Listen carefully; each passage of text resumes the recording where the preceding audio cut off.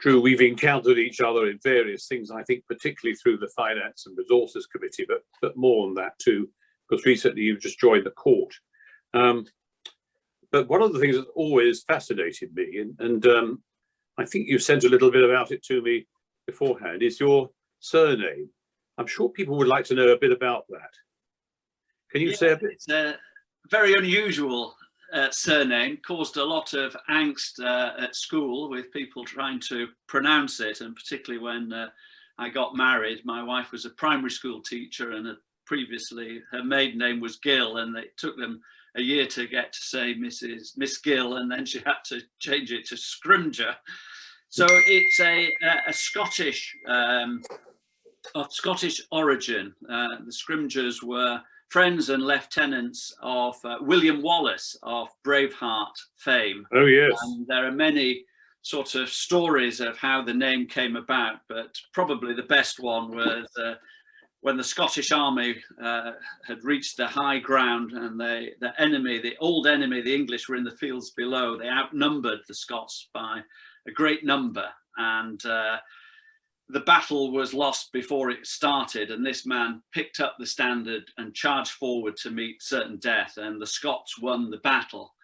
And the King of Scotland said to his men, "Who was that man?" And they found him, and he said, "I name you Scrimgeour," which means brave knight, good fighter. I don't carry the tradition on, Master. I'm glad to hear it, because we live in Berwick-on-Tweed, and of course, you know, it's the Scots who we're always bothered about. They're much too nearby. Yes. Although we're great Scotophiles. But you were actually brought up in York, and you talk about the Quakers. So presumably you'd meet Quakers, and of course the big families like the Terrys and the Rowntrees and so on were all Quaker families. So did you encounter Quakers? Yes, very much so. I'm a great fan of the Quakers, and you know, the Quakers did things differently in the days of the Industrial Revolution, when everyone else was putting up back-to-back slums and we're all thinking about profit. The Quakers were doing things differently and put welfare of their staff first. And Joseph Rowntree built a model village to the north of York, and built these houses where every house had a garden, and every garden had an apple and a pear and a plum tree. And we were lucky eventually to manage to rent a house in York.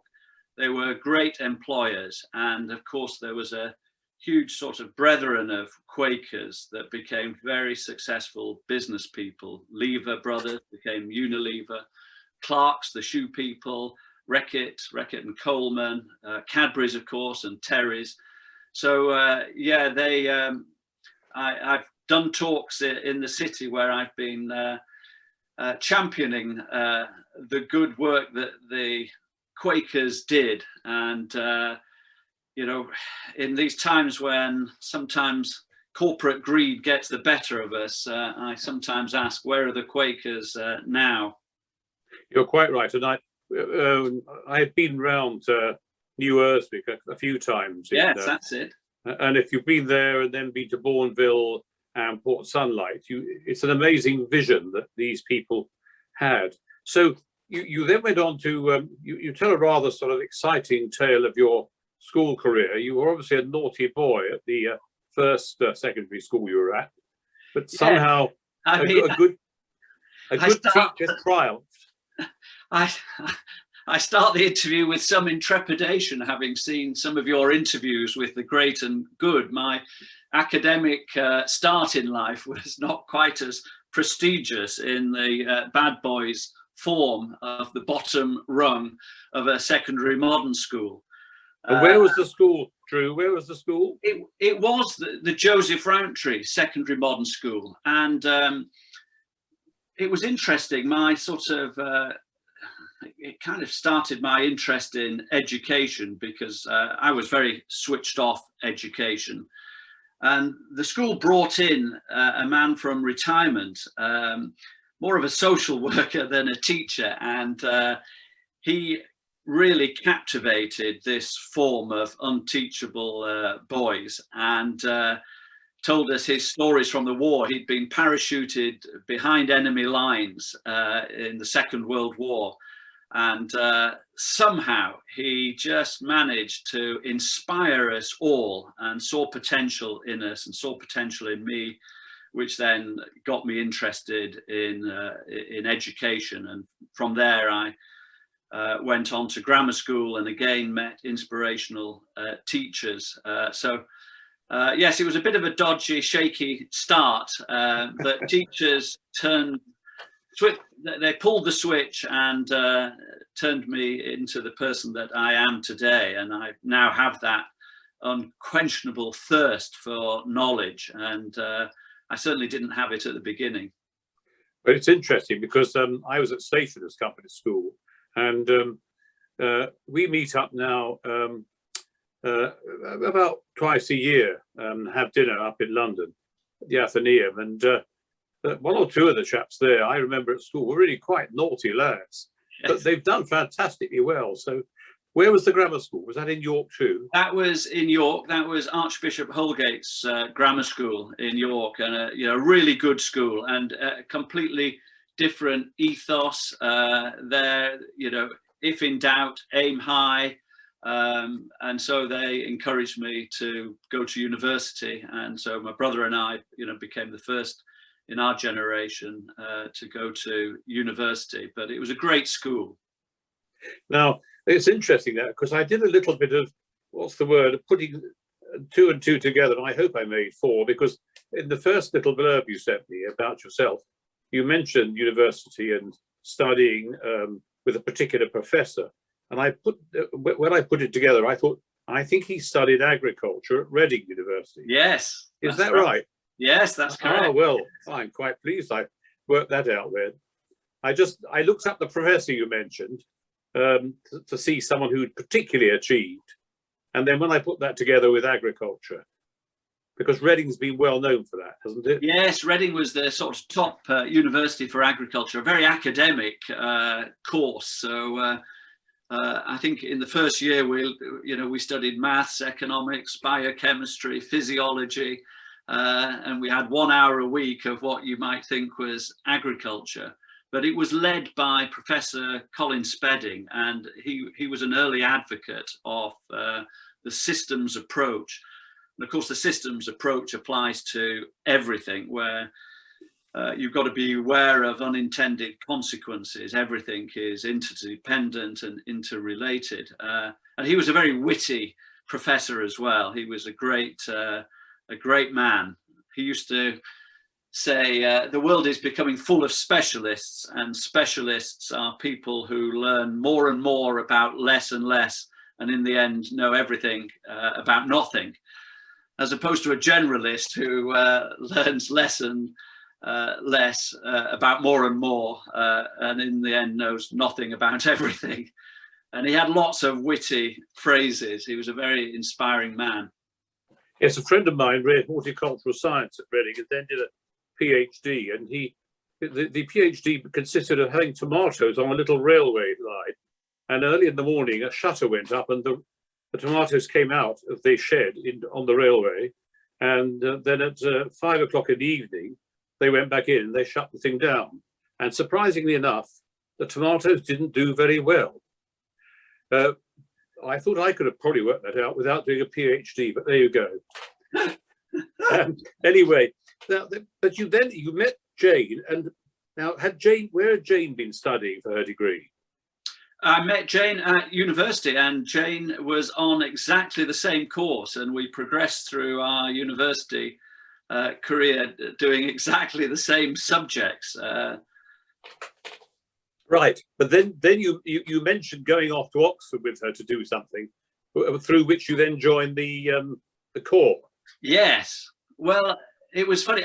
We met on day one, and there were all these predatory second and third formers coming up along the line as we all were queuing for photographs, and all these posh estate management boys were all chatting up the girls and saying, would you fancy a trip to Henley, or would you fancy a trip to Oxford? Meet me in the car park and I'll take you in my Austin Healey.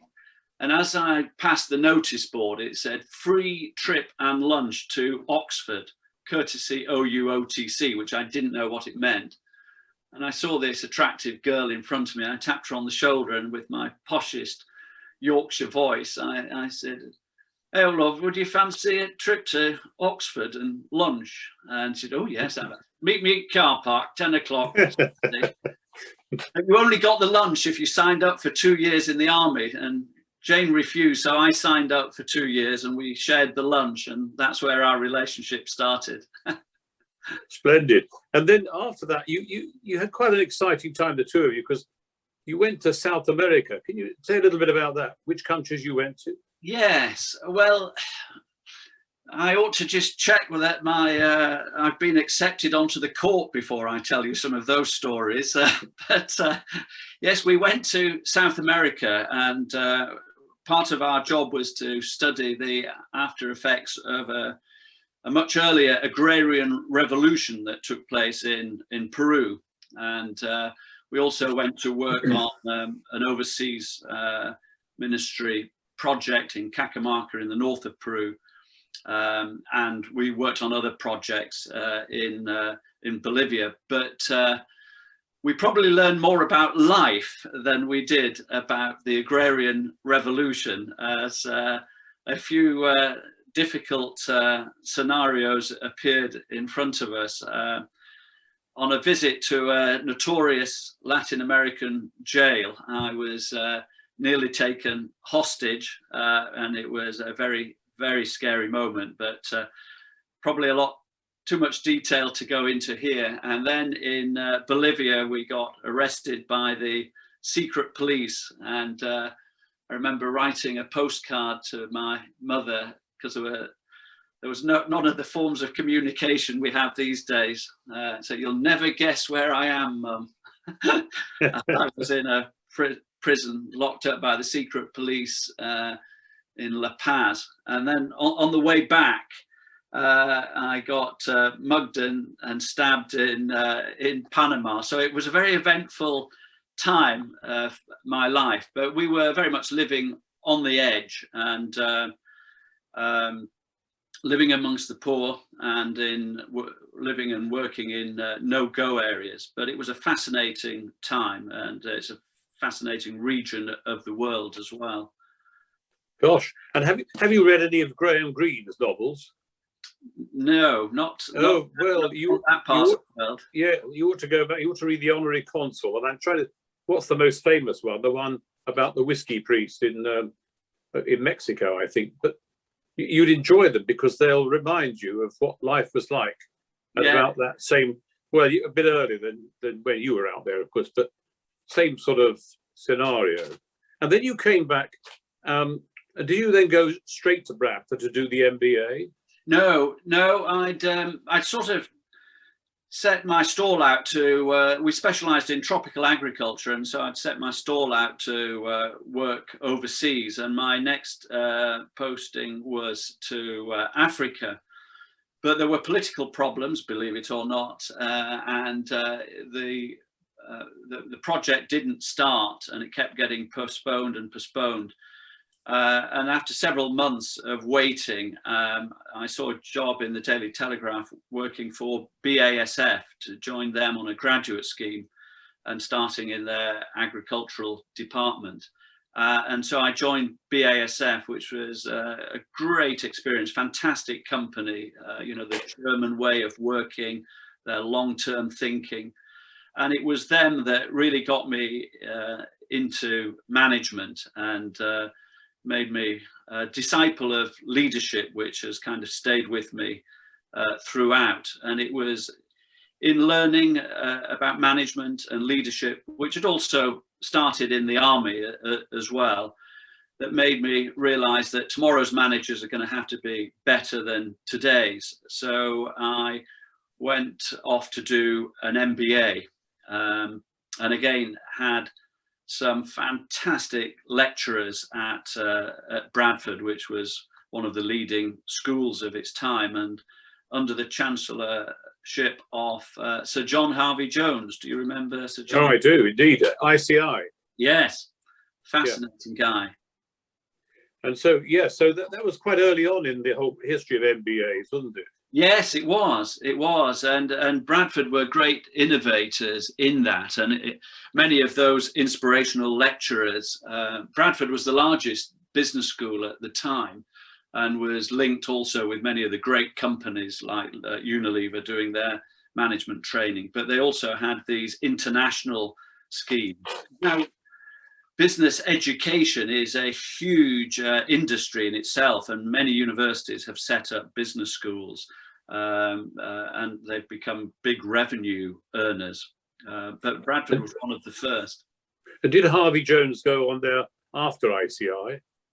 Yes, yeah. So he'd retired from ICI, but it was doing that series on the television called The Troubleshooter, and so he would go into these different companies, and he had his feet on the ground and had a lot of common sense, which is often missing in executives of really big companies, and he could identify the basic problems.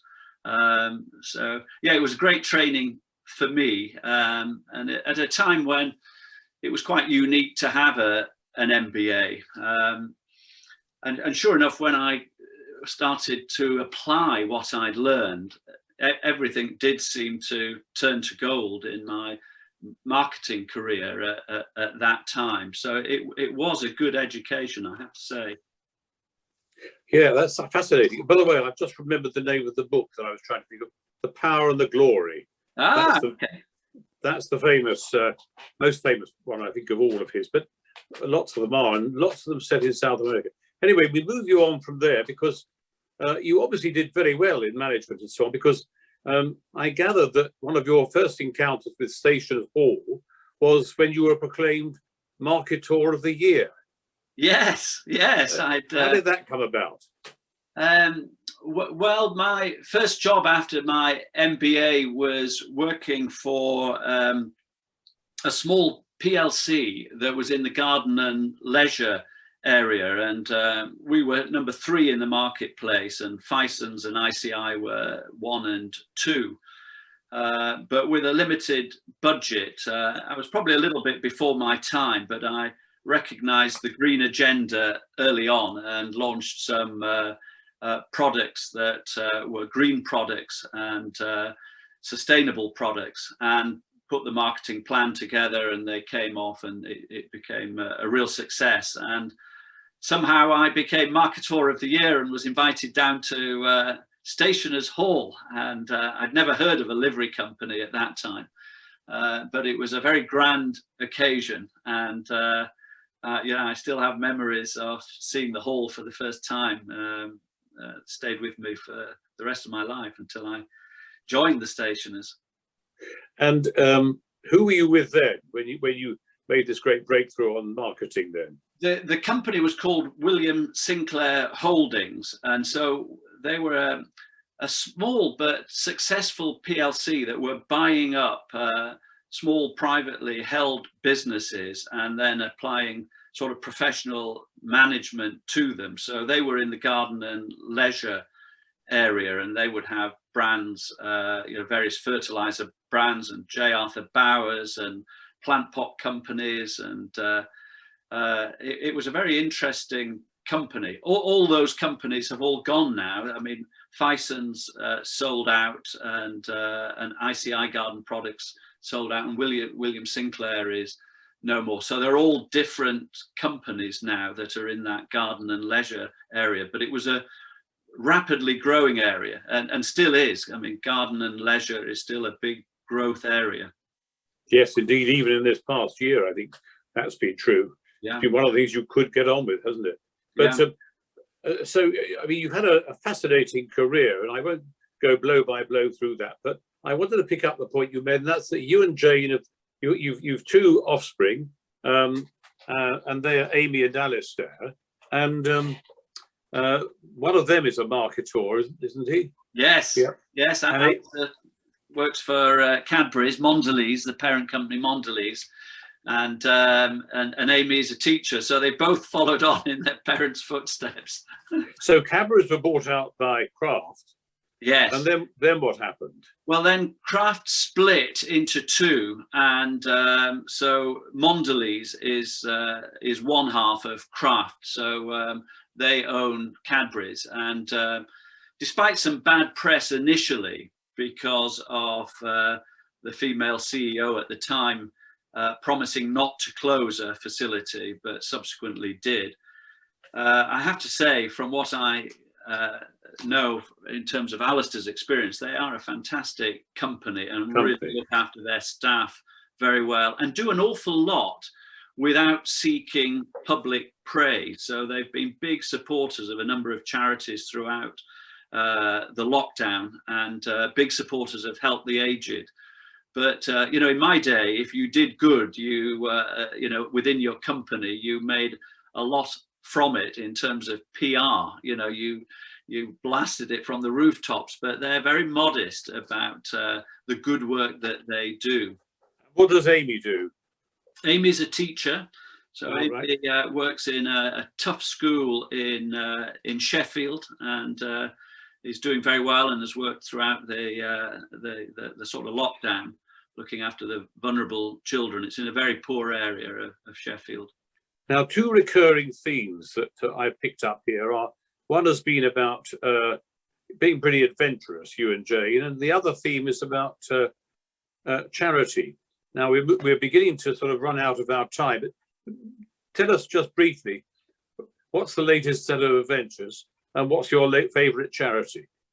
Well, our favourite charity is the one that Jane leads from the UK as a volunteer, called Feast India, and that stands for Education and Social Transformation, and it's a grassroots charity in India. And normally we would be out there for quite a few weeks each year.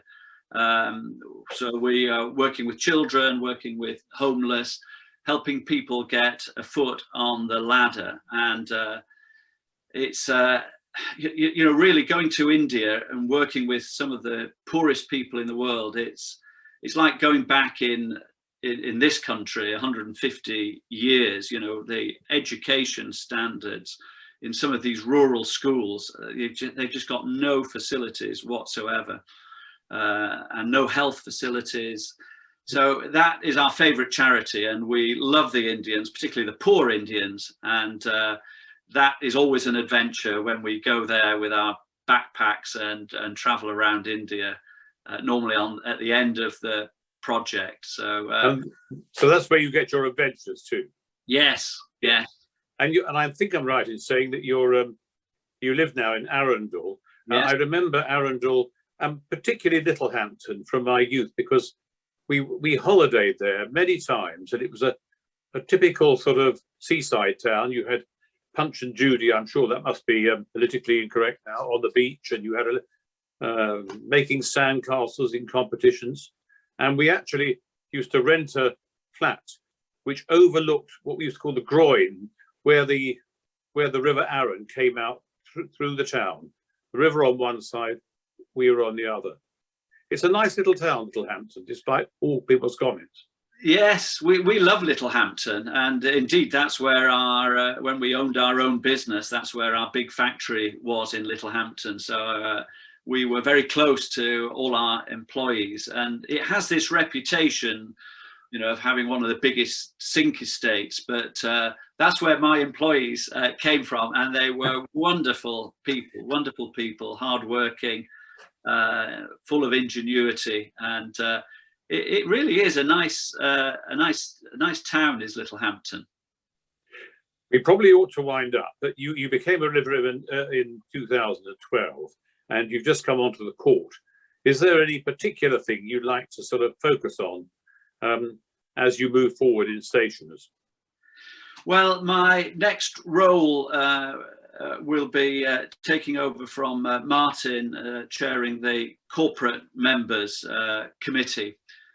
So we've got challenging times, obviously, coming out of lockdown and not being able to put any events on, and it's been difficult to communicate with them. So I'm going to very much look forward to that. I'll miss my FRC committee when I eventually come off that. That's been a fascinating experience, and working with some great people in stationers on that. But I'll be looking forward to working with the corporate members and some of the inspirational guys on that committee as well. Brilliant. Well, it's been a delight having this conversation, and we've ranged far and wide. And when we actually are allowed to meet up, Drew, then I hope we can find a chance for me to ask some of the questions I missed today. Thank you so much. Thank you very much, Master. Thank you.